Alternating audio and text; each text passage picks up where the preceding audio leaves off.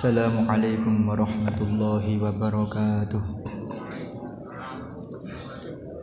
Ila hadratin Nabiyil Mustafa Muhammadin sallallahu alaihi wasallam wa ila hadrati qutbi jami'il maqam wal hausil a'zam Syekh Abi Hasan Ali Asyadili, Syekh Abdul Qadir Jilani, Syekh Junaid Al-Baghdadi, Syekh Baudan An-Naqsabandi wa silsilati Thariqah Qadiriyah Naqsabandiyah wa Naqsabandiyah Khalidiyah wa silsilati Thariqah Syadiliyah wa usulihim wa furuhim annallaha yu'ali darajatihim fil jannah wa yanfa'una min barakatihim wa karamatihim wa asrarihim wa anwarihim wa ulumihim wa nafahatihim fid dini wa dunya wal akhirah. Wa ila hadrati Husan Ruhi Imam Ghazali sahibu Ihya Ulumuddin wa ila hadrati kakek Kanjeng Sultan Agung wa usulihim wa furuhim wa ila hadrati yang Panabana Senopati wa usulihim wa furuhim wa ila hadrati yang Ki Ageng Pemanahan wa usulihim wa furuhim wa ila hadrati yang Ki Ageng Joko Tarub Ki Ageng Selo Ki Ageng Sobo Ki Ageng Hadis Lawayan wa ila hadrati Husan ila Ruhi Aman Gura Tegal Arum wa ila hadrati Husan Ruhi Raden Mas Said Pangerasan Bernyawa Husan ila Ruhi Joko Tinggi wa usulihim wa furim wa ila hadrati masyayikh Lirboyo Kediri wa masyayikh Kewakian masyayikh Maunasari masyayikh Umayyad Mangguyudan wa masyayikh Al-Fatih Komarsela masyayikh Al-Munabek Kapil wa masyayikh Al-Wanaya Kudus wa usulihim wa furihim wa mandufina fi Zambal wal Furet wal Akdar wa Klum Rebati Pes wa ila hadrati awliya Adis al-Masyuri wali Soma wa awliya Sab'al al-Masyuri wali Bitu wa usulihim wa furuhim annallaha yu'ali darajatihim bil jannah wa yanfa'una min barakatihim wa karamatihim wa asrarihim wa anwarihim wa ulumihim wa nafahatihim fid dini wa dunya wal akhirah. Wa ila hadrati jasadi wa ruhi abi wa ummi Haji Muhammad Nasir Nur Nasuha wa Siti Nur Sa'adah wa usulihim wa furuhim wa Syekhi Muhammad bin Ali bin Muhammad Ba'ati wal Habib Lutfi bin Ali bin Hashim bin Yahya wa usulihim wa furuhim lahum bil Fatihah.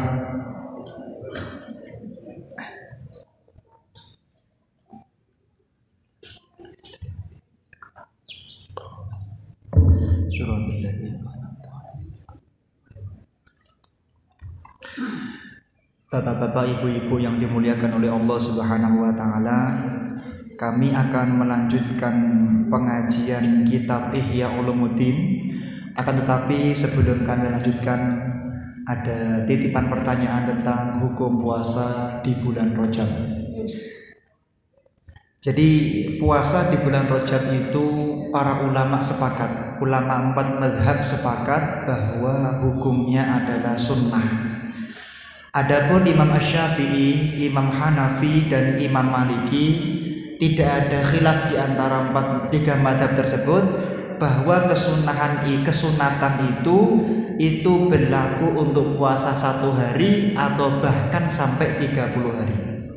Akan tetapi Imam Hambali mengatakan bahwa kesunatan itu berlaku bagi orang yang puasa tidak sampai 30 hari. Artinya kalau puasa Rajab itu dilakukan sampai 30 hari maka hukumnya malah makruh. Tapi kalau cuma 29 hari atau kurang, hukumnya sunnah menurut ulama madhab Hambali. Akan tetapi Imam Hambali memberikan catatan, kalau orang itu sudah biasa puasa setiap hari di bulan yang lain, sering puasa, kok kemudian di bulan Rajab itu dia berpuasa full 30 hari, maka hal itu tidak menjadikan hukum puasa 30 hari makruh, melainkan tetap dihukumi sunnah. Jadi nak jenengan sudah biasa puasa di bulan-bulan yang lain, kok puasa Rajab pengen 30 hari, maka hukumnya disunnahkan menurut Imam Hambali. Kemudian apa dalil yang mendasari kenapa 4 mazhab itu sepakat bahwa puasa Rajab itu hukumnya sunnah? Imam Hanafi ditulis di dalam kitab Al-Fatawa Al-Hindiyah juz 1 halaman 202, beliau mengatakan al-marhubatu minasyami anwa. Adapun puasa-puasa yang dicintai oleh Allah itu banyak. Awaluha shaumul muharram. Tentu yang dicintai selain Ramadan itu yang pertama adalah puasa Muharram. Wasani shaum Rajab, yang kedua adalah puasa Rajab. Wasalisu shaum Sya'ban, yang ketiga puasa di bulan Sya'ban. Wasaumu Asyura, yang keempat adalah puasa di bulan Asyura. Ini menurut Imam Hanafi. Dalilnya di situ. Menurut Imam Maliki dari kitab Syarah Khorasi Alal Mukhtasar Khalil juz 2 halaman 241, di sana dikatakan wal Muharram war Rajab wa Sya'ban, ai yakni annahu ay yustahabbu shaumu syahr Muharram wa huwa awwalus syuhur al-haram. Disunnahkan kita melakukan puasa-puasa yaitu bulan Muharram, bulan Rajab, dan bulan Sya'ban. Lah bulan Muharram itu apa? Yaitu bulan pertama di bulan Hijriyah. Ini ngoten. Wa Rajab wa huwa asy-syahru al-fardu 'anil asyhuril hurum. Dan sedangkan bulan Rajab itu bulan haram tapi sendirian. Muharram, Dzulqa'dah, Dzulhijjah. Lah Rajab itu sendirian. Lah puasa di bulan Rajab itu sangat dianjurkan oleh Allah Subhanahu wa taala. Adapun pendapat Imam Syafi'i itu dari kitab Majmu' Syarah Muhadzab juz 6 halaman 439, beliau mengatakan qala ashabuna wa minas shaumil mustahab shaumul asyhurul hurum. Adapun sebagian dari puasa-puasa yang disunnahkan, dianjurkan itu puasa di bulan-bulan haram. Wahya Dzulqa'dah, apa? Yaitu 1 bulan Dzulqa'dah, wa Dzulhijjah 2 bulan Dzulhijjah, wal Muharram 3 bulan Muharram, bulan Syura. Yang war Rajab, dan yang keempat adalah bulan Rajab. Wa afdaluhal Muharram. Menurut sebagian ulama, puasa yang paling afdal dari 4 puasa tadi puasa di bulan Syura atau Muharram. Qala Ar-Rayani fil Bahri, tapi Imam Ar-Rayani di dalam kitabnya Al-Bahr beliau mengatakan afdaluha Rajab. Enggak, yang lebih afdal adalah puasa di bulan Rajab. Artinya menurut Imam Rayani, puasa di bulan Rajab itu puasa sunnah yang sangat dicintai oleh Allah Subhanahu wa taala. Wa hadza. Kemudian apa dalil yang mendasari daripada kesunatan-kesunatan tersebut, yaitu afdhalus shaum ba'da Ramadan syahrullahil muharram. Dikatakan sebaik-baik puasa setelah bulan Ramadan adalah puasa di bulan yaitu haram 4 tadi. Kemudian Imam Hambali kemudian dituliskan di dalam kitab Al-Muqaddimah Ibnu Qudamah karya Imam Ibnu Qudamah Al-Maqdisi juz 3 halaman 53. Qala Ibnu Qudamah fil Mughni faslun wa yukrahu ifradu Rajab bis-shaum. Dimakruhkan mengkhususkan bulan Rajab untuk puasa. Qala Ahmad wa in shamahu rajulun aftara fihi yauman aw ayyaman biqadri ma la yasumhu kulluh. Maksudnya kalau puasanya full 30 hari. Adapun kalau diselangi 1 hari atau 2 hari, maka puasa di bulan Rajab hukumnya sunnah. Qala Ahmad, Imam Hambali mengatakan mangka nayasumus sanah somahu wa illa fala yasumhu mutawalliyan yuftiru fihi wa yushaddu bi Ramadan.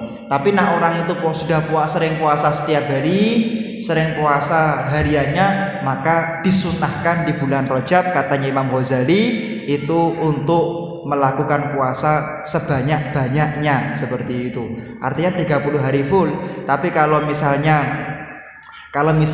dia itu tidak terbiasa untuk melakukan puasa di bulan yang lain, maka puasanya jangan 30 hari full di bulan Rajab, karena tasyabbuh bir Ramadan, dianggap menyerupai bulan Ramadan seperti itu. Lah, pahalanya puasa Rajab itu apa? Tidak ada yang tahu. Wa ana ajzibih, pahala puasa Rajab itu yang tahu hanya Allah Subhanahu wa taala. Artinya apa? Bayangan manusia mengira-ngira ada yang mengatakan puasa Rajab itu pahalanya sekian. Itu hanya kira-kira saja. Tapi itu tidak membandingi pahala hakiki daripada puasa, yang mana yang mengetahui tingginya hanya Allah Subhanahu wa taala. Jadi jangan berdebat pahala. Kalau ada yang mengatakan hadisnya ini maudhu', hadisnya palsu, silahkan. Memang bukan itu dalilnya. Dalil puasa Rajab itu adalah ada di dalam, yaitu kitabnya para mujtahid, pendapat para ulama madhab berdasarkan Quran dan hadis. Nah, di dalam Sahih Muslim dikatakan anna Utsman ibn Hakim al-Ansari, Utsman bin Hakim al-Ansari, Syekh Utsman qala sa'altu Sa'id bin Jubairi an shaumi Rajab. Aku pernah bertanya kepada Sa'id bin Jubair tentang puasa Rajab. Syekh, ya apa sih Rasulullah itu tentang puasa Rajab? Wa nahnu yauma idin fi Rajab faqala sami'tu bin Abbas radhiyallahu anhu ma yaqul kana Rasulullah sallallahu alaihi wasallam yasumu hatta naqula la yuftiru wa yuftiru hatta naqula la yasumu. Dikatakan bahwa Nabi Muhammad sallallahu alaihi wasallam ketika berbicara masalah puasa Rajab, beliau itu ketika saking cintanya dengan puasa Rajab sampai-sampai dikatakan bahwa beliau hampir tidak pernah tidak puasa di bulan Rajab. Dan beliau juga pernah berbuka di bulan Rajab sampai-sampai beliau seperti tidak pernah puasa di bulan Rajab. Artinya nopo, Kanjeng Nabi niku nak bulan Rajab nggih sering posone. Kadang-kadang puasa, kadang-kadang tidak. Tapi pernah sahabat itu menemui sampai-sampai Kanjeng Nabi niku meh koyok-koyok ora tau meninggalkan puasa Rajab. Ini dalil yang berdasarkan Sahih Muslim tentang yaitu puasa Rajab seperti itu. Nah, ini adalah dalil tentang puasa Rajab. Imam An-Nawawi mengatakan di dalam kitabnya Majmu' Syarah Al-Muhadzab bahwa qauluhu sallallahu alaihi wasallam sum minal hurum wajruk, puasalah di bulan haram, Zulqa'dah, Zulhijjah, Muharram, Rajab, dan tinggalkanlah. Innama amarahu bitarki li'annahu kana yashukku alaihi iktsaru shaum kama dzakarahu fi awalil hadis fa amma man lam yashuk alaihi fa sumu jami'an fadilah. Imam Nawawi mengatakan hadis tersebut itu hadis yang menjelaskan bahwa maksudnya kalau ada orang tidak kuat puasa full 30 hari, ya nggak usah puasa 30 hari, tapi cukup puasa semampunya saja.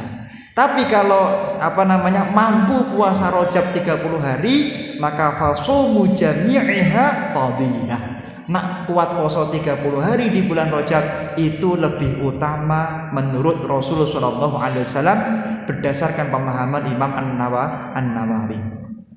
Kemudian di dalam kitab yaitu Sunan An-Nasai dikatakan di juz 4 halaman 201, qala qultu ya Rasulullah lima lam araka tasum syahran minasy-syuhur ma tasum min Sya'ban, qala dzalika syahrun yufalun nas anhu baina Rajab wa Ramadan wa huwa syahrun tarfa'u fihi al-a'mal ila rabbil alamin wa uhibbu an yarfa'a amali wa ana sha'im.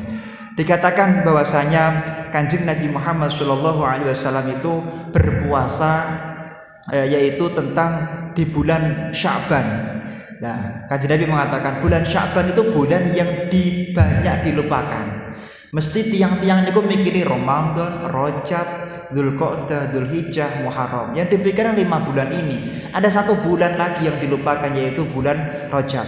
Kanjeng Nabi Muhammad SAW itu sering melakukan puasa di bulan Sya'ban karena katanya hadis tadi Kanjeng Nabi ingin diangkat amalnya ketika dia dalam keadaan puasa. Maka di dalam kitab Nailul Autar juz 4 halaman 291 dikatakan zahiru qaulihi fi hadis Usamah inna sya'bana syahrun yufalu anhun nas baina Rajab wa Ramadan. Jadi bulan Sya'ban itu bulan yang sering dilupakan kemuliaannya oleh para manusia.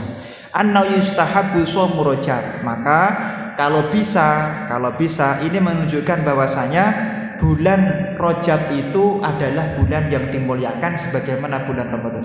Saya ulangi. Kanjeng Nabi tadi mengatakan bulan Sya'ban itu bulan yang dimuliakan karena manusia bulan yang dilupakan kemuliaannya karena manusia sibuk memikirkan 2 bulan yang mulia yang lain yaitu Rajab dan Ramadan. Berarti bulan Rajab itu adalah bulan yang sangat dianjurkan atau dilakukan. Kanjeng Nabi mengatakan orang itu banyak lupa dengan bulan Sya'ban karena mereka sibuk puasa di bulan Rajab dan puasa di bulan Ramadan. Berarti menurut kitab Nailul Autar bahwa Kanjeng Nabi ingin mengatakan bulan Rajab itu sangat dianjurkan melakukan puasa. Ngoten. Kok sampai bulan Rajab nggak puasa? Itu sangat kebangetan menurut Rasulullah Shallallahu Alaihi Wasallam. Maka mari kita semuanya di bulan Muharram ini, di bulan haram ya, yaitu bulan Rajab ini kita perbanyak melakukan puasa kepada Allah Subhanahu wa taala. Niatnya karena Allah, niatnya karena ingin mendapatkan ridho dan rahmat dari Allah Subhanahu wa taala. Semoga kita berkumpul di sini kelak berkumpul di surga firdausnya Allah Subhanahu wa taala. Niki masalah bab puasa nggih. Bismillahirrahmanirrahim. Kita lanjutkan pengajian kitab Ihya Ulumuddin halaman 56 tentang al-wadhifatus salisah. Jadi adab ketiga dari seorang guru. Bismillahirrahmanirrahim. Al-wadhifatu tawi penggawean asali satu kang kaping 3 iku allayada'a yen ta ora ninggal sapa muallim min nusahil muta'allim saking nasihate pira-pira wong kang bebinau ilmu. Jadi hendaknya seorang pencari ilmu itu tidak melupakan nasihat-nasihat gurunya. Maka adabnya seorang santri, adabnya seorang pencari ilmu, seorang jamaah itu setiap ngaji itu berusaha mengingat-ingat apa yang menjadi ucapan gurunya. Niki. Nah, seperti itu. Yang penting berusaha. Syai'an wa dzalika mangkono nusahul muta'allim bi ayyam kelawan yen to nyegah sapa muta'allim, kelawan yen teko nyegah sapa muallim minat tasodda saking dadi madhep lirujbatin maring tingkah maring pangkat qoblas tihqaqiha ing dalam sadurunge hae muta'allim. Maka salah satu yang harus dilakukan oleh seorang guru itu adalah mencegah muridnya ketika muridnya itu pengen belajar pada tingkatan yang belum tingkatannya. Niku haknya guru. Makanya adab seorang murid, adab seorang pencari ilmu itu apa? Ketika misalnya belajar di satu madrasah, pengen melanjutkan ke madrasah B, adabnya harus sowan dulu. Pak Yai, Pak Ustadz, kula badhe melanjutkan mondok teng mriko. Bagaimana menurut panjenengan? Pak Yai, Pak dosen, kula pengen kuliah S2 di sana, pembimbing skripsi. Bagaimana pendapat Anda? Niki adab. Dan guru sangat diperintahkan oleh Imam Ghazali untuk melarang muridnya yang belajar pada tingkatan yang belum tingkatannya. Pramila panjenengan menawi teng Lirboyo, teng Pondok Lirboyo niku ageng tenggene ngajeng tenggene Masjid Lawang Songo niku tulisannya jelas, santri yang belum pangkatnya tidak boleh ngaji kitab yang belum pangkatnya. Kali terjemahannya ngoten. Santri tidak boleh ngaji kitab yang belum pangkatnya. Niki wasiatipun Mbah Yai ngoten niku. Kemudian bismillahirrahmanirrahim wa tasyahhulu lan ketunggul bi ilmin kelawan ilmu khafiyin kang samar qoblal farohi ing dalam sadurunge rampung minal jaliyi saking ilmu kang pertelo summa yunabbih nuli ngiling-ngilingake sapa muallim ing atahu ing muta'allim ala annal gharadu ing atase temen setuhune sekjo iku bitolabil ulumi kelawan nyupre ilmu al-qurbi iku al-qurbu parek ilallahi maring Allah taala dunar riyasati ora golek kederajatan wal mubahati lan keagungan wal munafasati lan ende-endean. Maka kemudian akhlak atau kewajiban guru yang berikutnya adalah melarang muridnya untuk belajar ilmu karena pengen dihormati, karena pengen derajat, karena pengen yaitu dianggap sebagai orang yang memiliki ilmu. Itu adalah kewajiban guru mengingatkan kepada murid-muridnya. Termasuk kewajiban guru itu adalah hendaknya melarang muridnya menyibukkan diri pada materi yang bukan kewajibannya. Misalnya dia masih belajar Al-Quran, masih menghafalkan, kok sudah buka qiraah sab'ah nih dereng wekdalipun. Masih kelasnya kitab takrib, kok bukae kitab Fathul Qorib, dereng wekdalipun. Masih kitabnya itu Fathul Mu'in, kok bukain pun Fathul Wahhab. Ini dereng wekdalipun, maka guru hendaknya mengingatkan kepada muridnya, "Cung, dereng wekdalipun, cung. Fokus kepada Fathul Mu'in, fokus kepada Fathul Qorib." Seperti itu. Nah niki. Cuman ngeten, santri niku ampun bolan baleni. Nak pun ngaji satu kitab, jangan suka mengulangi kitab itu lagi, kecuali kalau memang sudah selesai kitabnya. Takrib jenengan paham napa mboten paham, maka kalau nanti tahun depan harus ngaji Fathul Qorib, maka ngajilah kitab Fathul Qorib. Jangan mengulang lagi kitab takrib. Karena ana qori wa antum sami wallahu yahdi. Masalah petunjuk itu urusannya Allah Subhanahu wa taala. Pramila bapak-bapak dan ibu-ibu semua yang saya muliakan, ketika nanti jenengan punya putri, misalnya ketika putrinya baru kelas 3 SD, jangan diajari materi kelas 5 SD.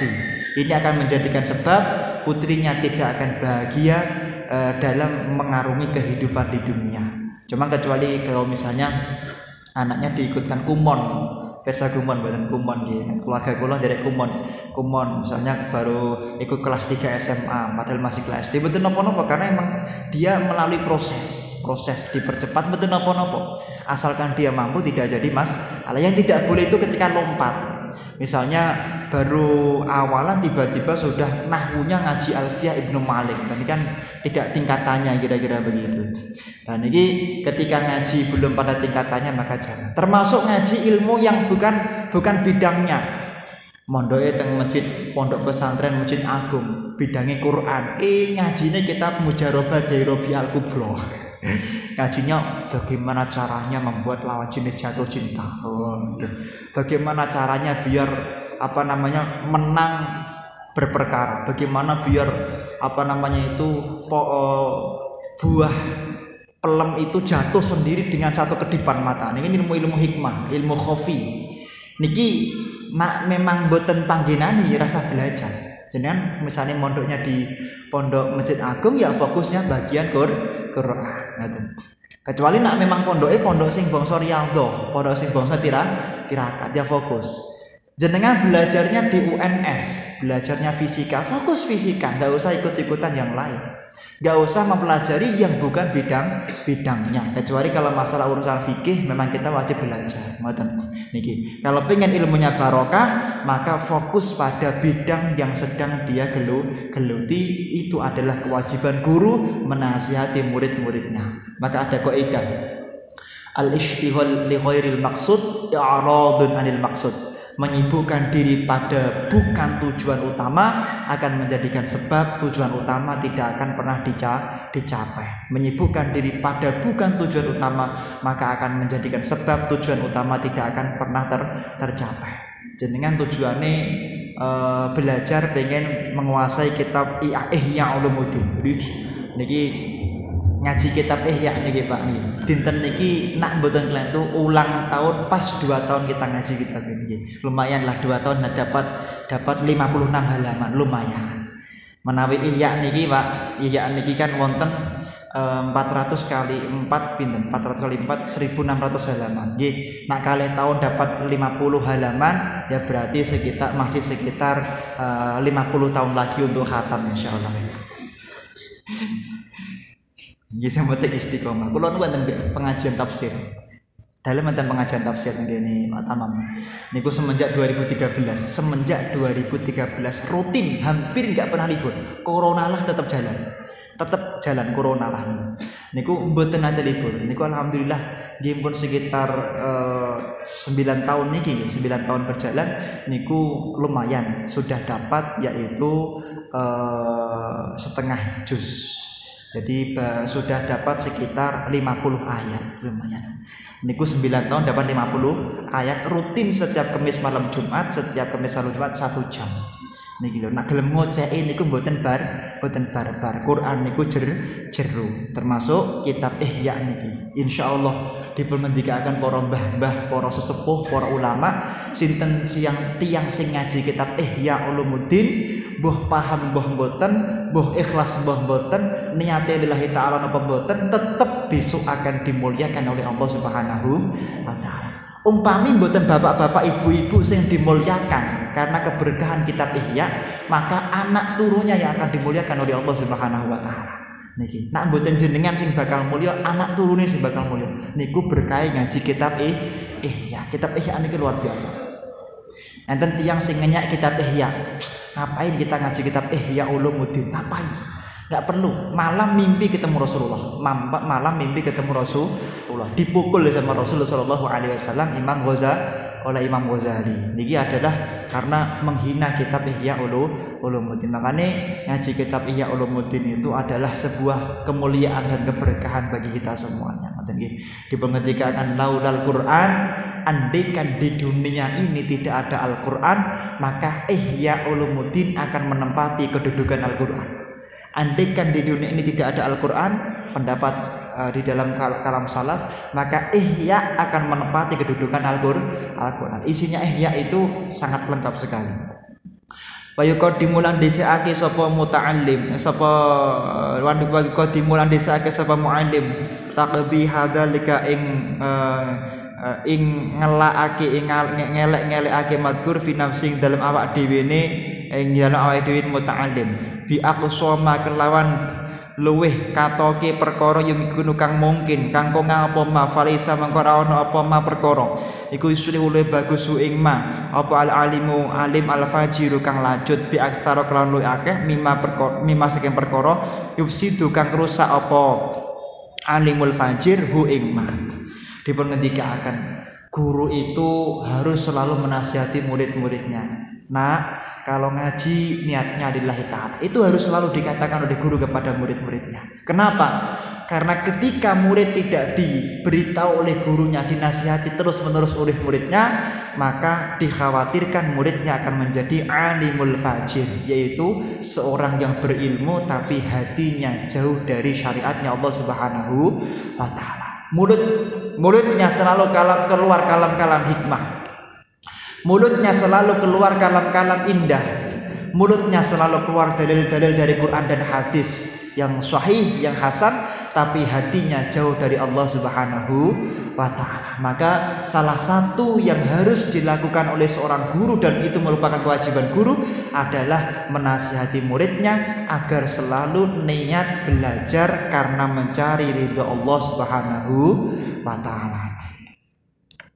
Fa innal ilma mangko temen setuhune ilmu min batini saking fa in alima mengko mengerti sapa muallim min batini saking atine muta'allim anau ing temen setune muta'allim iku la yatlubu ora nyupri sapa muta'allim al ilma ing ilmu illa lidunya kejaba krana arahe donya nadzuron mengko ningali ilal ilmi maring ilmune muta'allim alladzi kan yatlubu kan nyupri sapa muta'allim sapa muallim hu ing muta'allim fa in kana maka lamun ono sapa muta'allim huwa ya muta'allim iku ilmul khilaf ilmu khilaf fil fikih dalam ilmu fikih wal jidal dan perdebatan ngeten.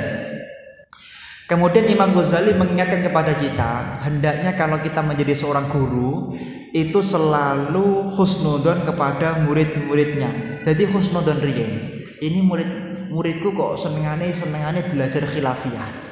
Jadi jenengan gadah murid kok senengane belajar khilafiyah madhab. Oh, mungkin murid yang satu ini memang bidangnya belajar fikih khilafiyah madhab. Perbedaan gitu loh. Imam Syafi'i pakai kunut, Hanafi enggak pakai kunut. Nah, seperti itu. Karena memang beliau keahliannya di bidang itu, guru itu membimbing. Oh, kamu bidangnya perbandingan madhab. Fokus belajar perbandingan madhab. Oh, kamu fokusnya itu belajar nahwu, pakar nahwu, fokus belajar nahwu. Oh, kamu fokusnya belajar ilmu tib, ilmu tentang kedokteran, maka gurunya membimbing, mengarahkan menjadi seorang ahli dokter. Guru harus punya sifat seperti itu. Karena dzaqul muallim, karena perasaannya seorang guru itu adalah perasaan yang akan diijabahi oleh Allah Subhanahu wa taala. Eling-eling abot dadi guru niku abot. Gurune nyongko, ini muridku kok kayak gini, ora tau ngaji, ya, kuliahnya jarang berangkat, atau mungkin sering terlambat, tak bakal sukses. Guru punya perasaan seperti itu, kata Imam Ghazali, muridnya tidak akan berkah ilmunya karena gurunya suudzon kepada muridnya. Maka guru itu harus selalu husnudzon. Sak nakal-nakale murid tetap kudu dihusnudzoni oleh guru. Itu kewajiban guru. Tapi tetap dihukum kalau melanggar fil kalam wal fatawa lan fatwa fil khusumati ing dalam pira-pira para padu wal ahkami lan pira-pira hukum. Nah, kecuali kalau misalnya muridnya belajar ilmu tertentu pengen angga-anggaan. Wah, kamu belajar apa, Dong? Aku belajar ilmu Ibnu Alwan, Yai. Oh, tujuannya apa? Tujuannya biar saya kelihatan hebat. Biar saya bisa menemukan narik akik, nah misalnya seperti itu. Wah, bisa menolong orang yang sakit misalnya. Bagus, niatnya bagus. Tapi kalau niatnya biar orang takut sama saya, maka fayamna'uhu, hendaknya guru melarang muridnya belajar seperti itu. Ngoten. Nah niki. Jadi memang ilmu suwu, ilmu hikmah niku perlu dipelajari. Ilmu hikmah niku perlu dipelajari. Cuman ada saatnya. Pas ngapal ke Quran, belajar ilmu hikmah. Ngapal ke Quran wiridane ping 70.000 kan mboten wektane. Wektane ngapal ke Quran kok nderek napa namine ngapal ke liyane. Napa sibuk dengan zikir-zikir yang lain, jangan. Nggih, nak cara Quran nggih kudu ngene kalih Quran. Cara tiyang Quran nembe ngapal ke Quran nggih minimal menurut kula kudu salat takwiyatul hifdzi. Niki tiyang ngapal ke Quran. Jadi kalau misalnya jenengan sedang belajar fikih, ya apa-apa fokuslah kepada bidang fikih seperti itu. Nah, jenengan misalnya sedang belajar ilmu tertentu misalnya, ya fokus pada bidangnya. Fa inna hadhil ulum mangko temen sedune ikilah pira-pira ilmu iku layasat ora ana iku min ulumil akhirati saking pira-pira ilmu di akhirat. Jadi dikatakan oleh Imam Ghazali, ilmu itu, ilmu berfatwa itu kan ilmu yang mulia. Enten murid sinau tentang metodologi berfatwa, metodologi berdebat. Ketoke ilmu akhirat cuman karena tujuannya untuk angga-anggaan, untuk biar dianggap sebagai orang yang hebat, maka ilmu-ilmu itu menurut Imam Ghazali sepertinya akhirat, tapi ilmu itu bukan ilmu akhirat. Ketoke ngapalke Quran ketoke ngapalke Sahih Bukhari, cuman karena dia niatnya bukan karena Allah, maka menurut Imam Al-Ghazali itu adalah perbuatan yang seperti ya'malu bil akhirah, dia beramal dengan akhirat tapi hakikatnya dalam hatinya penuh dengan urusan dunia. Wala minal ulumi walalan ora minal ulumi saking pira-pira ilmu allati kang kilakang dengan dikaake fiha ing dalem allati fiha ing dalam perkara ta'allam apa ta'allamna kang bebinau sapa ingsun al ilma ing ilmu li ghairillahi maring liyane Allah taala fa aba mangora kang ora nyegah sapa alimu ilmu ayakuna yen to ana apa sapa muta'allim iku illallah kejaba Gusti Allah wa inna madzalika ilmu tafsir ilmu tafsir. Dikatakan ta'allamal ilma li ghairillah fa abal ilma ayyakuna illallah. Niki. Barang siapa orang yang belajar ilmu tapi niatnya tidak karena mencari ridha Allah Subhanahu wa taala, maka Allah pun tidak akan memperhatikan orang tersebut untuk menjadi orang yang hidupnya berkah dunia dan akhirat. Mungkin sukses tapi dunia saja. Belajar akuntansi, belajar ekonomi, niatnya apa? Goal jadi pegawai bank, jadi pegawai BUMN, jadi pegawai Pertamina dengan IPK cum laude, dengan jurnal citasi Sinta A, Sinta B, Sinta 1, Sinta 2 misalnya. Luar biasa. Tapi niatnya apa? Niatnya dunia, maka tidak akan mendapatkan ridho dari Allah Subhanahu wa taala, tapi akan mulia di dunia. Orang-orang seperti itu mulia di dunia, sugih, cuman tidak mendapatkan kenikmatan di dalam dia beribadah dan bekerja karena tidak diperhatikan oleh Allah Subhanahu wa taala. Maka hati-hati. Belajar jurusan apapun itu harus karena Allah Subhanahu wa taala. Wa innama dzalika ilmu tafsir wa ilmul hadis. wa ma kana al-awwaluna yastaghiluna bihi min ilmil akhirah wa ma'rifati akhlaqin nafsi wa kaifiyati tadhibiha fa idza ta'allamahu talib maka sudah bihi dunya fala ba'sa. Dikatakan di dalam kitab Ihya Ulumuddin, andaikan seorang murid itu dia belajar ilmu akhirat atau belajar ilmu dunia, maksudnya belajar ilmu akhirat tapi niatnya urusan dunia, karena dia masih awal-awal belajar, maka guru tidak apa-apa memberikan kemakluman kepada murid tersebut. Pak Yai, kula badhe mondok Pak Yai, kula badhe mondok ben kula iso mangan, ben kula iso nderek maem nang pondok. Pak Profesor, kula badhe kuliah Profesor, biar saya dapat beasiswa kan bidik misi, beasiswa bank, dan biar saya dapat beasiswa sehingga saya bisa hidup. Nah, kalau mboten kuliah mboten saged Pak Yai. Tujuannya tidak karena Allah, tujuannya tidak karena akhirat, tapi karena dunia. Maka guru yang melihat muridnya di awal niatnya masih salah, maka hendaknya guru tidak langsung menolak murid tersebut, tapi diterima dulu, kemudian dinasihati untuk dirubah niatnya. Yang tadi niatnya karena urusan dunia dirubah menjadi niat untuk urusan akhirat. Yang penting apa pun, yang penting sampean melok ngaji mriki tenggene pondok. Mengko nak sambil melok ngaji sampean amih gratis mboten napa-napa, kan pondok kata sing gratis.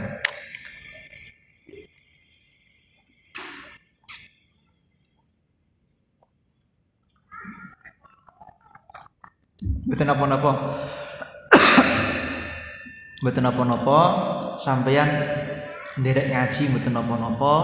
Mangke nek jenengan nderek ngaji makme gratis misalnya ngoten.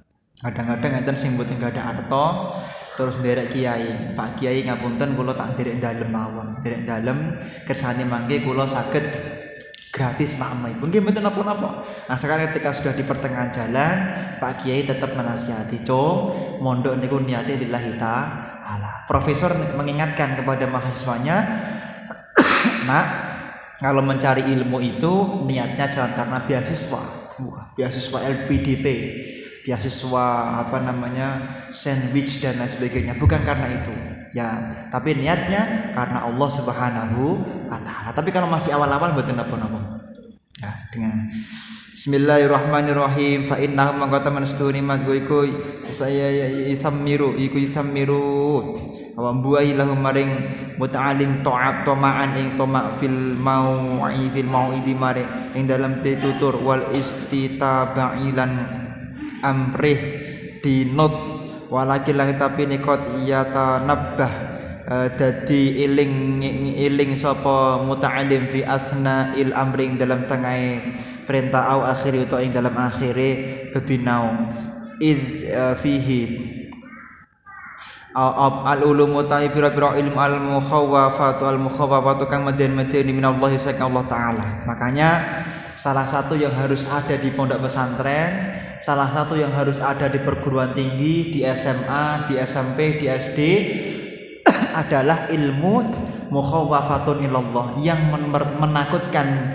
membuat kita takut kepada Allah Subhanahu wa Ta'ala. Boleh misalnya universitas perlu mengadakan pendidikan agama Islam atau ilmu akhlak, atau misalnya ilmu tentang budi pekerti, itu harus ada ilmu yang menjadikan sebab kita yang niatnya awalnya karena dunia itu diganti karena Allah Subhanahu wa Ta'ala. Nah, ini misalnya pelajaran pondok kudu enten taklimi, kudu enten ilmu tentang tazkiyatun nufus, kudu enten. Ngendikane Imam Ghazali, di dalam salah satu lembaga harus ada ilmu yang mempelajari tentang menakut-nakuti seorang thalib ilm, pencari ilmu, agar dia tidak mencari ilmu karena dunia melainkan karena Allah Subhanahu wa Ta'ala. Harus ada, kata Imam Ghazali. Wadzalika yushaku wadzalika yushhadalika uta mengkono al-ulum al-mukhawwafa yuiku yushaku ayu addi nakaake ila swabi maring bener fil akhirati ing dalam akhirat. Karena dengan ilmu itulah kemudian santri atau seorang mahasiswa atau seorang murid yang keliru niatnya bukan karena Allah, maka dia akan diluruskan hatinya niatnya karena Allah Subhanahu wa taala. Hatta yata'azza sehingga mituturi sinten muta'allim muallim bima kalam perkara yaitu kang mituturi sapa bihi sapa muallim bi kelawan ma ghairuhu ing saliyane muta'allim muallim. Maka sudah menjadi kewajiban seorang guru untuk menginginkan muridnya menjadi murid yang sukses dan barokah. Itu sudah menjadi kewajiban. Guru itu harus punya keinginan muridnya menjadi murid yang sukses dan barokah.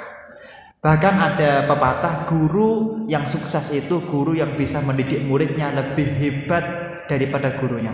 Maksudnya bagaimana? Maksudnya lebih hebat zahirnya, bukan lebih hebat batinnya.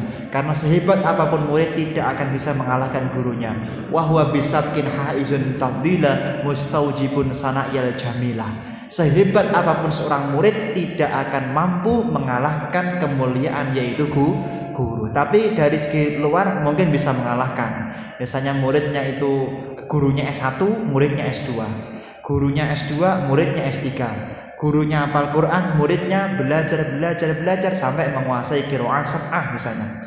Gurunya belajarnya Fathul Qorib, muridnya belajar sampai Fathul Mu'in. Guru yang bisa menjadikan muridnya lebih tinggi ngajinya daripada dirinya, maka guru itulah guru yang sukses menurut Imam Al-Ghazali. Cuman tetap murid tidak akan bisa mengalahkan kemuliaan dan kehebatan batiniyah daripada seorang guru. Maka murid wajib merasa guruku lebih hebat dan lebih mulia daripada diriku. Semoga bermanfaat, semoga barokah, semoga ngaji kitab Ihya Ulumuddin bisa khatam pada suatu ketika ala hadhihi niyah wa likulli niyatin shalihah wa ala mana wa salafun shalih wa ala mana wa Kanjeng Eyang Sultan Agung. Al-Fatihah.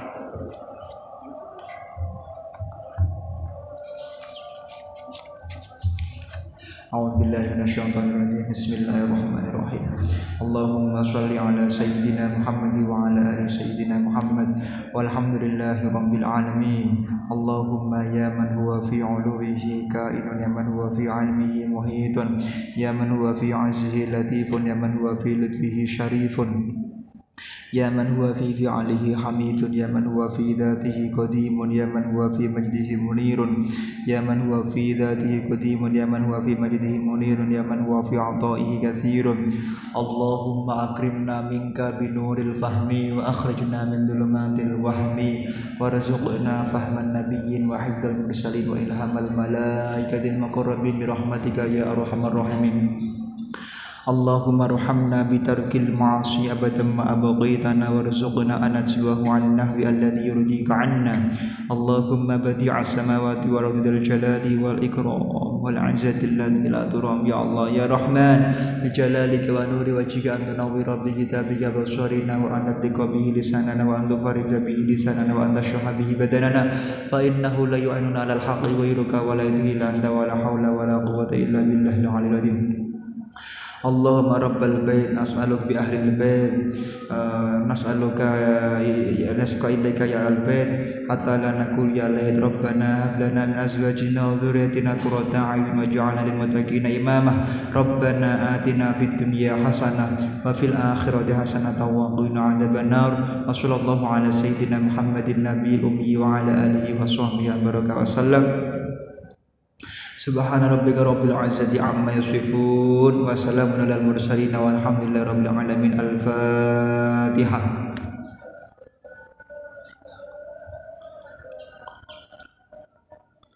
Assalamualaikum warahmatullahi wabarakatuh.